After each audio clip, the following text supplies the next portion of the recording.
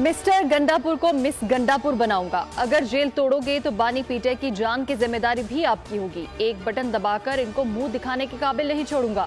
Senator Faisal Vawda का senate में धुआंधार खिताब। उन्होंने कहा कि कैसा इत्तेफाक था कि बानी पीटे, फैज हमीद और मुराद सईद को सब पता था। एक बेगुनाह आदमी को अपनी सियासत के लिए मरवा दिया। आप फौज से बात करने के लिए मर रहे हैं।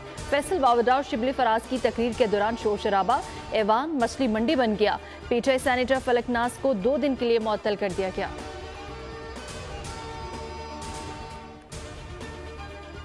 गवर्नर सिंध के इस्लामाबाद में एमक्यूएम पाकिस्तान के अरकान कौमी असम्बली और सैनिटर्स के एजाज में अशाया।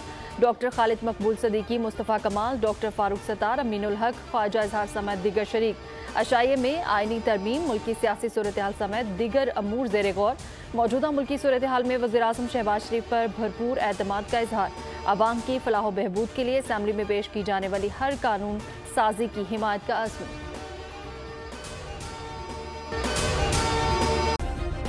सब्सक्राइब करें और बेल दबाएं ताकि कोई खबर रह न जाए।